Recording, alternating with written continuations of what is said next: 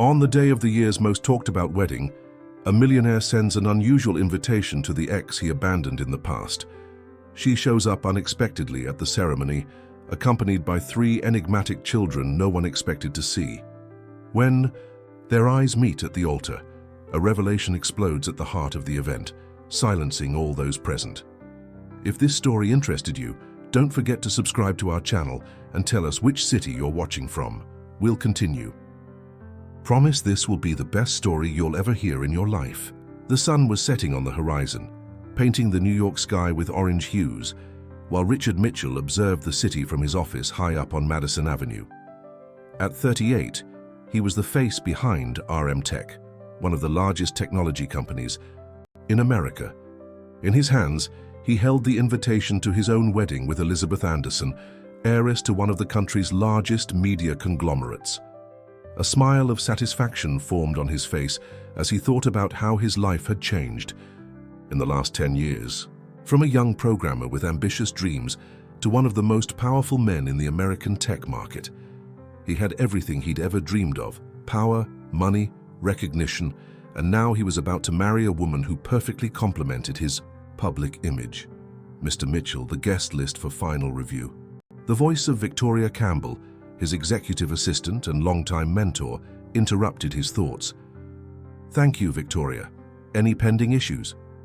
Victoria, a 55-year-old woman with impeccably arranged grey hair and a penetrating gaze, adjusted her glasses before responding. "Everything as planned. Confirmations from authorities, celebrities, and the biggest names in the market. It will be the event of the year, as promised." Richard nodded, absently flipping through the list while Victoria continued updating him on the preparations. Suddenly, a name caught his eye: Helen Taylor. "Who included this name?" he asked, pointing to the list. Victoria hesitated for a second, before responding with calculated neutrality. "Miss Anderson suggested expanding the invitation to some contacts from your past, to show how your trajectory has been inspiring." Richard reflected for a moment. Helen Taylor, his college girlfriend, the woman he had left behind when he decided relationships would be an obstacle to his ambitions. The last time he saw her was 10 years ago when he abruptly ended everything at a cafe near the university. "Helen is a doctor now, from what I researched. A pulmonologist at St. Luke's Hospital," Victoria added, as if reading his thoughts. "A doctor," murmured Richard, remembering how passionately she talked about her dream of helping people. "She was brilliant." "Would you like me to remove the name?" Victoria asked, already reaching for the list. "No," he replied after a brief hesitation. "Keep it. In fact, I want it to be a special invitation, include a personalized card." What started as an impulse quickly transformed into something more. Helen represented his past, the life he left behind to build his empire. There would be a certain poetry in having her present at the moment that symbolized the pinnacle of his success. "As you wish. Any specific message?" "Just write that. It will be a pleasure to share this special moment with people who were part of my journey." Victoria noted the instruction with mechanical efficiency, but her eyes revealed a shadow of disapproval that Richard didn't notice. In Helen Taylor's apartment in Brooklyn, the day began long before dawn. At 5 in the morning, she was already up, preparing coffee while reviewing notes about patients. At 36, she had built a respectable career as a pediatric pulmonologist, dividing her time between the hospital and a community clinic that served low-income children. "Mom, Theodore took my tablet again," Madison's voice echoed down the hallway. "I was just using it to finish my science project," Theodore defended himself. "Liar, he was playing games," accused Lucy, the third voice in the morning discussion. Helen took a deep breath, placing her coffee cup on the table. "Children, please. It's 5:30 in the morning.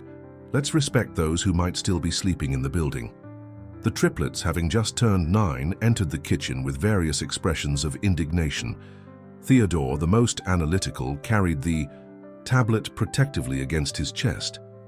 Madison, determined and focused like her mother, kept her arms crossed in protest. Lucy, the most sensitive and observant, had already given up on the fight and was concentrating on choosing cereal for breakfast. Helen looked at the three with a mixture of exhaustion and infinite love. They were her entire life. Her personal miracles who arrived when she believed she had lost everything. Theodore, the tablet is to be shared. Madison, you already used it last night for your English assignment. Lucy, you don't need to get involved in all your siblings' arguments. The children nodded, still casting suspicious glances at each other, but accepting their mother's diplomacy. Helen smiled, observing how the three, despite their distinct personalities, shared identical physical traits: hazel green eyes, smiles with small dimples, and especially the shape of their faces and determined expressions when concentrating. Features that weren't hers but Richard's. Ms. Helen, mail arrived last night. I put it on the side table. Angela, the nanny who had been with her since her pregnancy, entered the kitchen already dressed for the day. Thank you, Angela. I don't know what we'd do without you. What would I do without you all? That's the question, replied the 62-year-old woman with a warm smile. I'll help the children get ready while you have your coffee. Helen took advantage of the moment of relative calm to check the mail. Among bills and medical journals, an elegant envelope caught her attention. High-quality paper, her name printed in golden calligraphy. When she opened it, she felt as if the floor had disappeared beneath her feet. It was a wedding invitation. Richard Mitchell and Elizabeth Anderson's wedding. Her hands trembled slightly as she read the attached personalized card. It will be a pleasure to share this special moment with people who were part of my journey. Richard Mitchell. A whirlwind of emotions invaded her. Anger, sadness, indignation, and surprisingly a hint of curiosity. 10 years without any contact. 10 years raising alone the children he didn't even know existed. And now this invitation, as if they were old friends who had simply gone different ways. Mom, are you okay? Lucy's voice brought her back to reality. Her daughter, always attentive to others' emotions, was watching her with concern. Helen quickly folded the invitation and put it in her lab coat pocket. I'm great, sweetie. Just a little tired. Let's finish breakfast. We have a busy day ahead. While helping the children with their backpacks and preparing lunches, an idea began to form in her mind. An idea that, hours later, she would discuss with Charles, her hospital colleague and closest friend. He invited you to the wedding? After everything? Charles couldn't hide his indignation as they walked down the hospital corridor between consultations. Yes, as if we were old acquaintances who naturally lost touch. And what are you going to do? Ignore it as he deserves? Helen stopped walking, facing her friend with a determination he knew well. No, Charles. I'm going to accept the invitation. What? Helen, why subject yourself to that? Because it's time for Richard Mitchell to meet his children. Not for me, not for him, but for Theodore, Madison, and Lucy. They deserve to know who their father is, even if he never deserved to know them. Charles, who had accompanied Helen's entire journey from pregnancy to becoming her life partner in recent years, knew that when she made a decision like that, nothing would change her mind. Are you sure about this? Think carefully about the impact this will have on the children. I've thought about it a lot, Charles. For years I've wondered when the right moment would be. Maybe there never is a perfect moment, but something tells me it's now.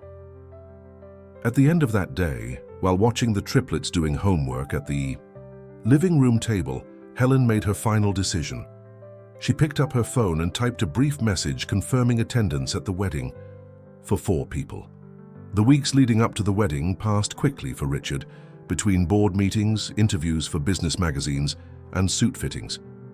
For Helen, however, each day seemed like an eternity as she prepared the children for the encounter that would change their lives. But why do we have to wear these clothes? Complained Theodore, adjusting the bow tie that Helen had just fixed for the 3rd time. Because we're going to a very elegant party, Helen replied, trying to keep her voice steady. And why were we invited to a party for someone we don't even know? Insisted Madison, always the most questioning. Helen took a deep breath. In recent weeks, she had prepared the children, telling them they would meet an important friend from her past.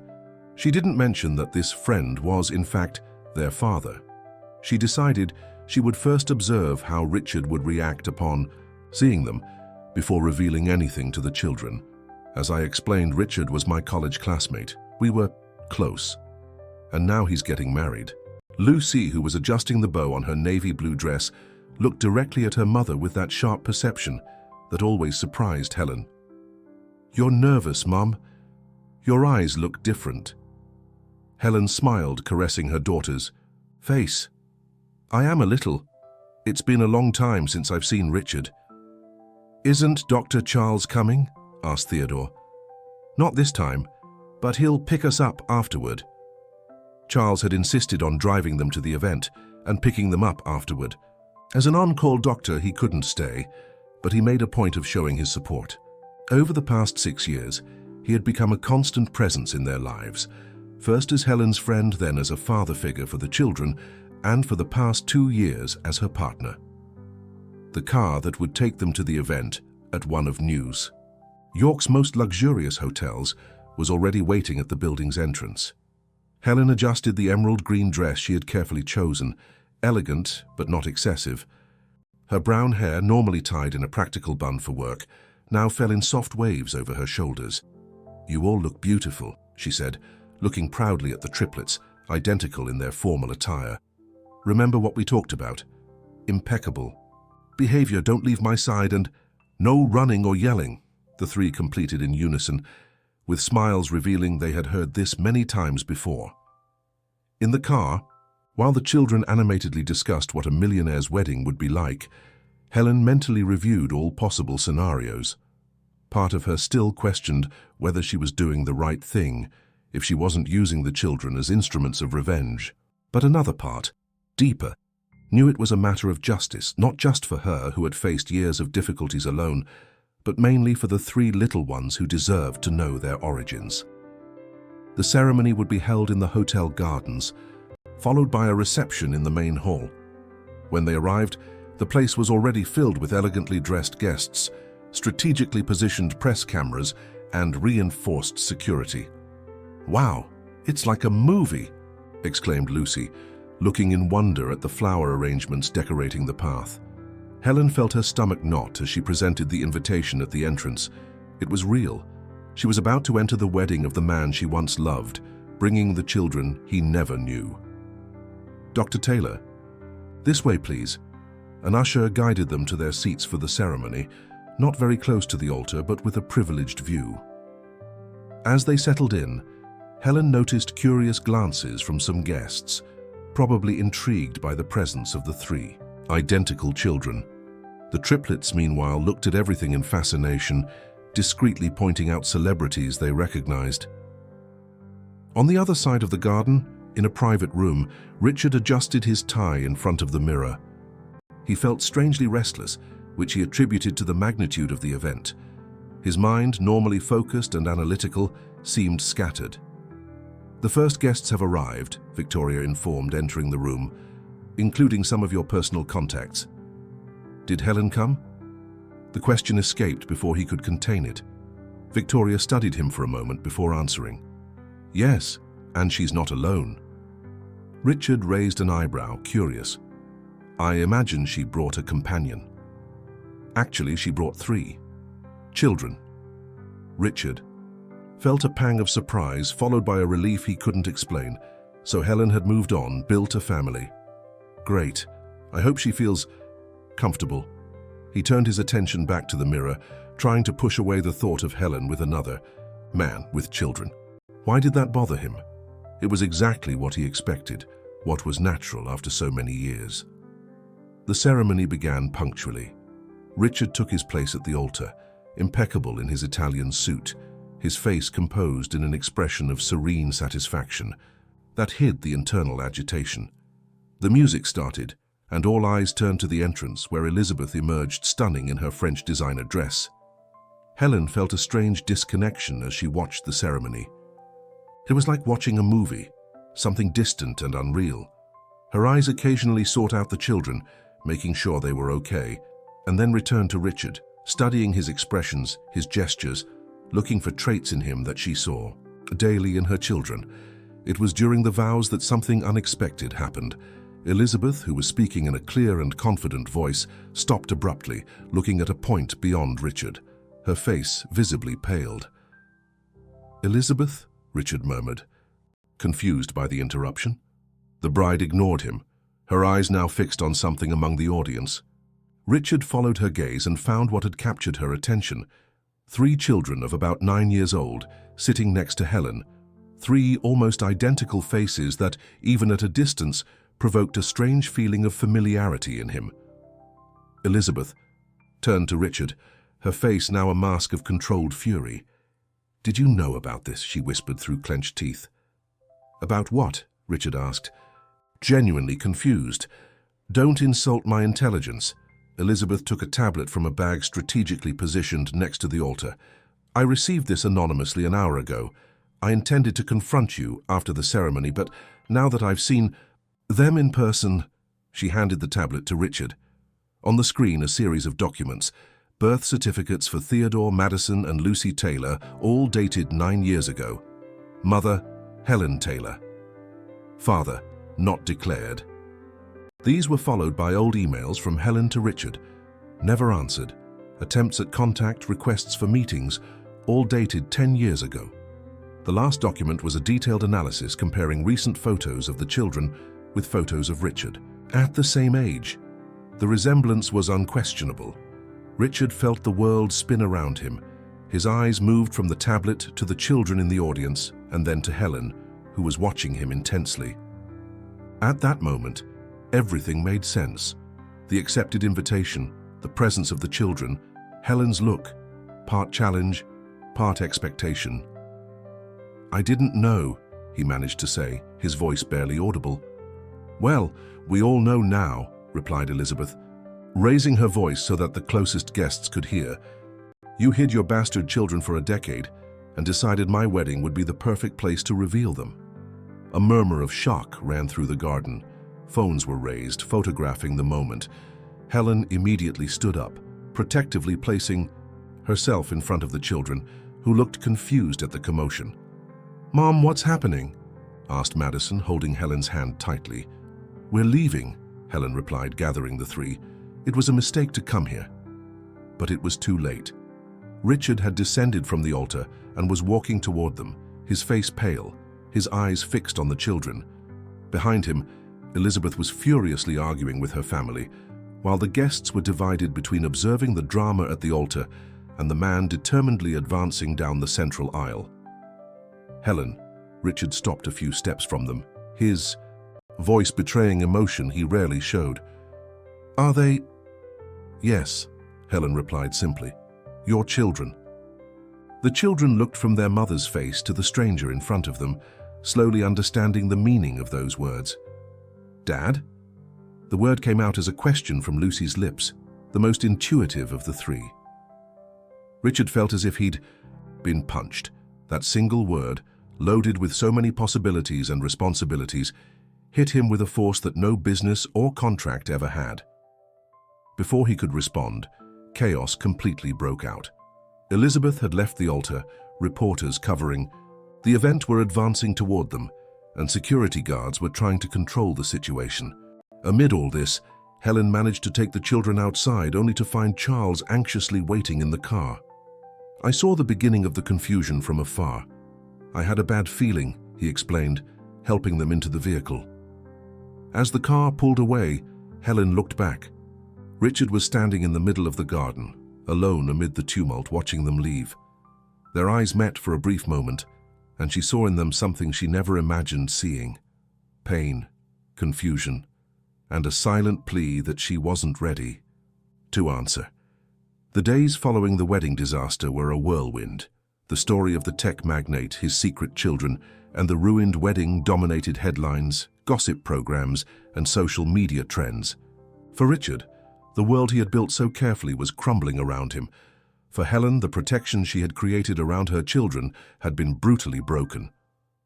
"The children won't go to school again today," Helen decided, hanging up the phone. After another call from the principal, informing her about reporters near the school, Charles, who had requested a few days off to support them during the crisis, nodded while serving coffee. "It's for the best right now. I've already asked some colleagues to bring activities so they don't miss any content." In the living room, the triplets watched cartoons, apparently oblivious to the chaos surrounding them. But Helen knew it wasn't exactly like that. Since the incident, the children had been asking questions that she tried to answer with as much honesty as possible, adapting the truth so they could understand without being traumatized. "Why is Mr. Richard our dad, but he never visited us?" Theodore had asked the night before. "He didn't know about you," Helen had answered, carefully choosing her words. "When I found out I was expecting you, Richard had already left to start his company." "And you tried to tell him?" Lucy, always perceptive, wanted to know more. "Yes, I tried many times, but the messages never reached him." "How do you know he didn't receive them?" insisted Madison, the most skeptical of the three. Helen hesitated. "How do you explain to a 9-year-old about corporate manipulation and excessive ambition? It's complicated, sweetie. When people are very focused on certain things, sometimes they don't notice what's happening around them." Now, as she watched her children in the living room, she wondered if she had made the right decision by exposing them this way. The intention to show Richard what he had lost had transformed into something much bigger and more destructive than she had imagined. The intercom rang, interrupting her thoughts. "Dr. Richard Mitchell is here downstairs," informed the doorman, sounding impressed. "He says he needs to speak with you urgently." Helen exchanged a look with Charles, who immediately stood up. "Do you want me to ask him to leave?" he offered. Helen considered for a moment, looking at the children who were now paying attention to the conversation, curious about the mention of Richard's name. "No, tell him to come up." Minutes later, Richard entered the apartment. He wore simple clothes, quite different from the elegant suits he wore in public. He looked tired, with deep circles under his eyes and an unshaven face. "Helen, we need to talk," he said, and then noticed Charles, who remained protectively at her side. "In private, if possible. Dr. Charles is my partner and knows the whole situation. Anything you want to say can be said in front of him." Richard nodded, accepting the condition. His gaze then found the three children intensely watching him from the couch. "Hello?" he said in a softer voice than Helen had ever heard. The triplets responded with shy waves, partially hiding behind cushions. "They're impressive," Richard commented, genuine emotion in his voice. "So similar and yet different," Helen completed. "Theodore is our scientist. He takes everything apart to understand how it works. Madison is determined and organized, has spreadsheets for everything, and Lucy sees what others don't, especially feelings." Richard absorbed each word as if they were vital instructions, his eyes alternating between the children and Helen. "Children, why don't you go with Angela to your room while we talk with Mr. Richard?" Charles suggested gently. Surprisingly, the three obeyed without protest, following the nanny after casting curious glances in Richard's direction. When they were alone, a heavy silence settled in the room. It was Richard who broke it. "I discovered everything," he said simply. "About how Victoria intercepted your messages, emails, even the letters, how she paid to keep you away whenever you tried to find me in person." Helen felt a wave of contradictory emotions, validation for finally being believed, anger for the lost time, and a deep sadness for the years the children spent without a father. "Why?" she asked. "Why would she do that?" "Control," Richard replied bitterly. "She molded me from the beginning. I was her project, her creation, a family. Wasn't in the plans she had drawn up for me, for us." He took a tablet from the briefcase he was carrying, showing the screen to Helen and Charles. "I found everything in the company's old backup system. Your emails, classified as spam, records of your visits, catalogued as inconvenient. Even," his voice faltered, "the ultrasound you sent, all filed in a folder called Personal Distractions Block." Helen felt tears in her eyes as she saw the ultrasound image on the screen. The moment she discovered she was expecting 3 babies, not just one.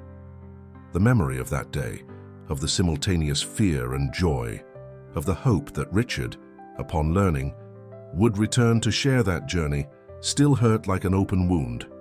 "I fired Victoria," Richard continued, "and initiated legal processes against her. What she did was criminal, beyond morally repugnant. And Elizabeth, asked Charles, speaking for the first time. The wedding. Cancelled, obviously. She's furious, more for the public humiliation. Tell it anything else. Our relationship was more of a strategic partnership than true love. Helen absorbed the information in silence. Part of her felt a bitter satisfaction at the destruction of Richard's perfect corporate world, but another part, the doctor, the mother, the person who had once loved him, felt compassion for the visibly shaken man in front of her.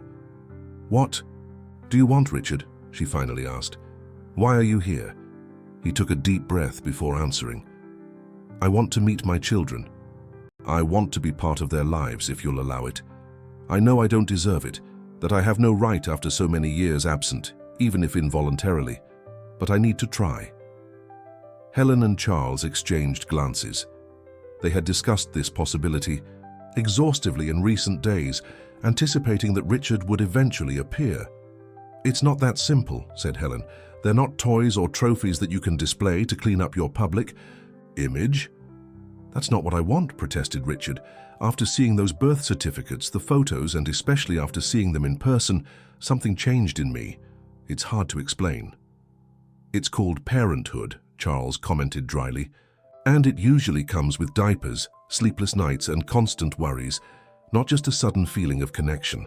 Richard faced Charles, but instead of reacting with the arrogance that characterized him in the business world, he nodded humbly. "You're right. You two built this," he gestured to the cozy apartment, full of signs of the children's presence. Drawings on the refrigerator, toys organized in colorful boxes, family photos on the walls. "You raised them, Helen, facing everything alone while I built my empire." His voice faltered again. "And you," he turned to Charles, "were by their side when I wasn't. You did what I should have done." The silence that followed was less tense, almost contemplative. "I won't invade the life you've built," Richard continued, "but I'm asking for a chance. Not for me, but for them. If you'll allow me, I want to get to know them gradually, at your pace." Helen studied the man in front of her, looking for signs of the ambitious young man who had abandoned her years ago. Instead, she saw someone different, a man confronted with the weight of his choices and their consequences. "We'll take this slowly," she finally decided. "Starting today. You can have dinner with us, as a family friend for now. No pressure, no expectations, and we'll see how the children react." The relief on Richard's face was visible. "Thank you, it's more than I deserve." Meanwhile, in Victoria Campbell's former office, a furious woman watched her empire crumble. In just 3 days, she had lost everything: her position, her influence, her protégé. On the computer screen, sensationalist headlines about the scandal, some already mentioning her name as the pivot of the separation between Richard and his children. Victoria opened the desk drawer, removing a folder with documents she had long kept as insurance. Questionable contract clauses, dubious financial transfers, confidentiality agreements with former employees. If Richard wanted war, she was prepared. "The last piece hasn't been moved yet," she murmured to herself, typing an email to her lawyer. If she was going down, she wouldn't go down alone. Back at Helen's apartment, dinner was proceeding in a surprisingly calm atmosphere. Richard patiently answered the triplets' curious questions about his company, technology, and even dinosaurs, a special interest of Theodore's. "So you really never knew we existed?" Madison asked directly, with the frankness typical of children. Richard hesitated, looking at Helen, who nodded discreetly, encouraging him to be honest. "No, I didn't know, and that's something I'll regret forever.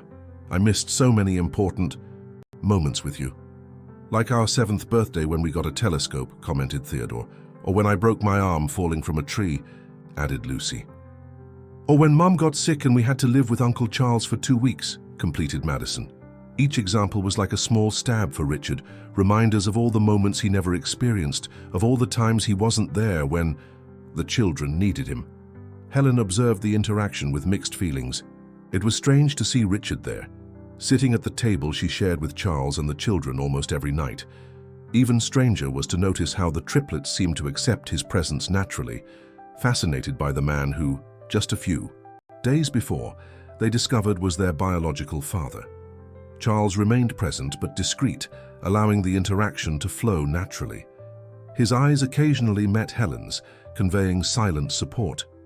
Both knew they were navigating uncharted waters, trying to do the best for the three little ones who observed everything with perceptive eyes and open hearts. When Richard finally said goodbye, promising to return on the weekend to help Theodore with a science project, Helen accompanied him to the door. "Thank you," he said simply. "They're incredible. You did an amazing job, Helen." "It wasn't easy," she replied. "It still isn't. I know I can't make up for the lost years, but if you'll allow me, I want to be present from now on, in whatever capacity you consider appropriate." Helen nodded, not fully convinced, but willing to try. For her children, for herself, and perhaps even for Richard. Not the ruthless executive, but the young man she had once loved and who seemed to be finally rediscovering his humanity through the eyes of the children he never knew he had. 6 months passed since the fateful day of the cancelled wedding. The initial scandal had diminished, replaced by other celebrities' news, but the consequences remained. For Richard, the period brought profound changes. RM Tech suffered significant shocks with nervous investors and devalued stocks. Victoria Campbell, determined not to fall alone, had leaked compromising documents about questionable company practices, aggravating the crisis. A decision that surprised the market. Richard announced his temporary withdrawal from the presidency, delegating executive functions to a transitional board while he dedicated himself to pressing personal matters, as stated in an official announcement. In reality, these personal matters involved something he never imagined doing: learning to be a father. Gradually, with patience and humility rare for someone accustomed to commanding empires, Richard built a relationship with the triplets. It started with small moments, helping Theodore with science projects, watching Lucy's dance presentations, organizing the tables and spreadsheets that Madison loved to create. Moments that expanded into afternoons in the park, movie sessions, and eventually alternate weekends in his apartment, now modified to accommodate 3 energetic children. "I can't believe you actually painted a room purple just because Lucy mentioned it was her favorite color," Helen commented on a Sunday afternoon when she came to pick up the children after their weekend with Richard. He smiled, something he did more frequently now. "You should see Theodore's room. I transformed half of it into a mini laboratory. I think he's going to be a brilliant scientist someday." "And the closet that became a library for Madison," added Charles, who had gradually begun to accept Richard's presence in the family's life. The 3 adults watched the children playing on the spacious terrace of the apartment, each reflecting on how their lives had intertwined in ways they never imagined. "How are things at the company?" asked Charles, genuinely interested. Richard sighed. "Complicated. The board is pressuring for my full return, but also questioning my recent decisions. Especially the foundation. The 3 Paths Foundation, named in honor of the triplets, had been created by Richard in response to the crisis. Focused on supporting single-parent families, it offered everything from scholarships to legal assistance for single fathers and mothers. "They don't understand why I'm wasting resources on this instead of focusing exclusively on recovering the value of the shares," he continued. "And what did you tell them?" asked Helen. "That some things are more important than stock prices, something I took too long to learn." The silence that followed was comfortable, different from the initial tensions. It was strange how, despite everything, they had found a balance, not perfect, still with moments of friction but functional. Helen continued her career as a doctor, Charles remained her partner, and Richard discovered that being a father was simultaneously more challenging and more rewarding than any business deal he had ever closed. However, not everything was rosy. Victoria Campbell had transformed into a threatening shadow, moving pieces behind the scenes. Her attempts to manipulate narratives and discredit Richard had intensified, culminating in a lawsuit she initiated, claiming she had been unfairly dismissed and defamed. "I received a notification yesterday," Richard commented as they entered the apartment, leaving the children playing under supervision. "Victoria is demanding an astronomical compensation and threatening to reveal more company secrets if she doesn't receive it." "She doesn't give up," observed Helen. "The worst part is that she really knows all the skeletons in the closet. She was my mentor for so long that she practically shaped the corporate culture of RM Tech. Charles, who volunteered at the foundation, in his spare time offered a different perspective. Maybe it's time to clean out the closet on your own. Total transparency. Get ahead of her. Richard considered the suggestion, something his former self would never do. The ruthless businessman from before would have counterattacked, silenced, negotiated behind the scenes. The father he was becoming saw the value of honesty even when painful. "You know this could mean the end of RM Tech as we know it?" he asked. "Maybe an end is necessary for a true beginning," replied Helen, surprising both with her defense of Charles's idea. That night, after the children fell asleep, Richard made a decision. He called a press conference for the next morning, ignoring the desperate advice of his advisors and lawyers. "I'm here today to talk about mistakes and responsibility," he began in front of dozens of cameras and eager journalists. 10 years ago, I abandoned someone I loved to pursue success at any cost. I didn't know that decision would also mean abandoning 3 children I never had the chance to know. I never knew about them because the culture I created at RM Tech valued ambition above humanity. The words flowed with an honesty that shocked the audience accustomed to the polished and calculated discourse of the businessman.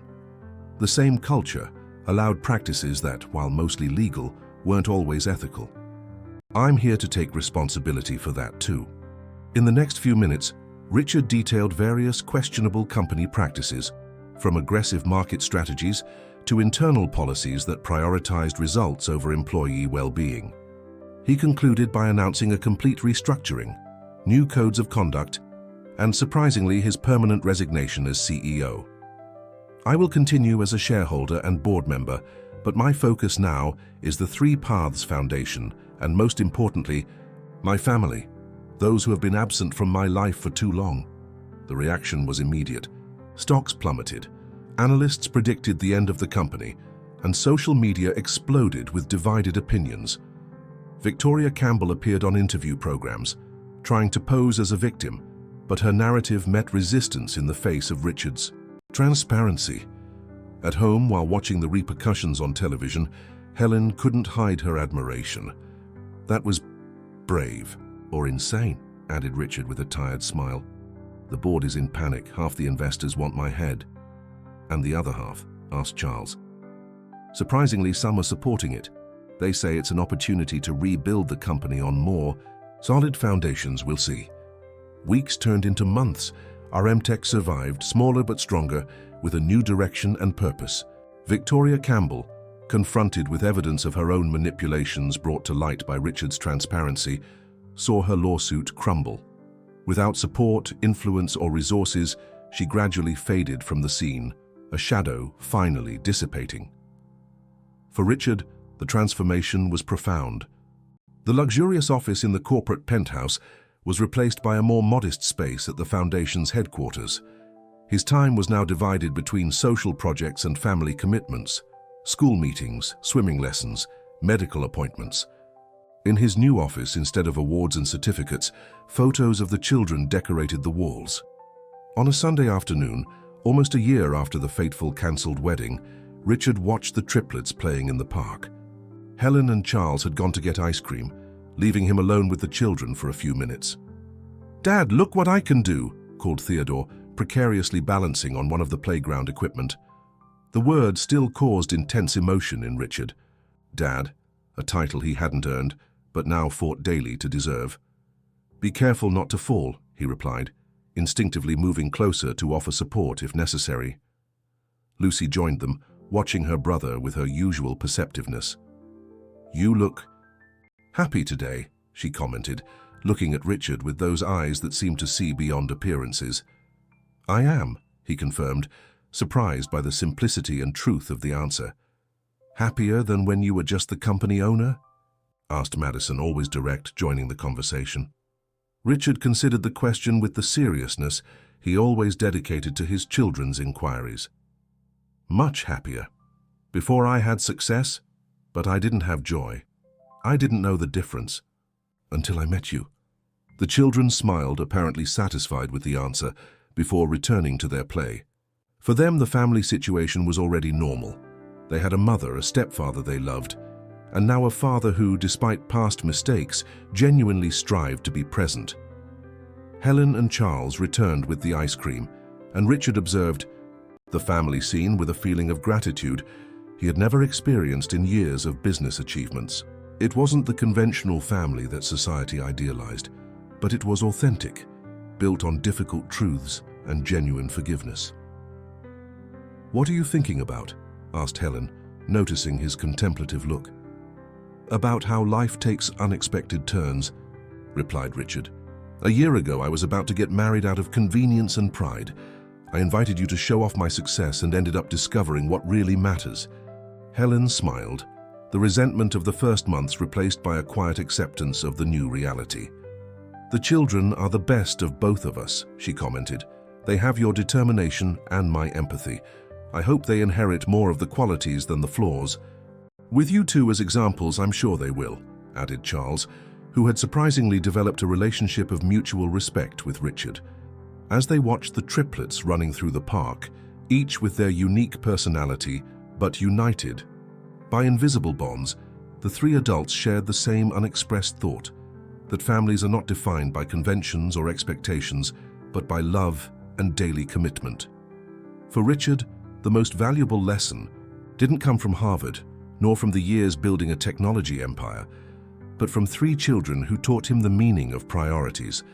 His greatest success wasn't in financial statements or business awards, but in the smiles he received when arriving for Friday dinner, in the curious questions about how the world worked, in the small daily achievements he now had the privilege to witness. "Did you know Theodore won first place at the science fair?" Helen commented as they walked back home. "He didn't want to tell you yet because he wants to show you the project in person." Richard felt that wave of pride that still surprised him with its intensity. "And Lucy was invited to a special recital," added Charles. "She said she wants all of us to be there." "All of us?" asked Richard, wanting to confirm he was included. "Yes, all of us," confirmed Helen with a smile. "You're part of the family now in a different way, but an important one." Those simple words meant more than all the professional compliments he had ever received.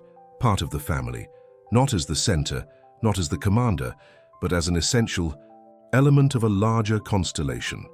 As the sun set over the park, Richard Mitchell, no longer the ruthless magnate but simply a father learning to love, understood that his true legacy wouldn't be measured in market value or technological innovations, but in the difference he would make in the lives of three children who, against all odds, had given him the chance to start over. Dear listeners, we hope this journey of redemption and new beginnings has touched your hearts. If the story of Richard, Helen, and the triplets awakened emotions in you, we have prepared a special playlist with equally engaging narratives that explore family bonds in their most diverse forms. Find it here, clicking to your left. Don't forget to subscribe to our channel and leave your like on this video, so we can continue bringing stories that make you reflect on the true meaning of family and forgiveness. And have you ever experienced a situation where you needed to start over or give a second chance?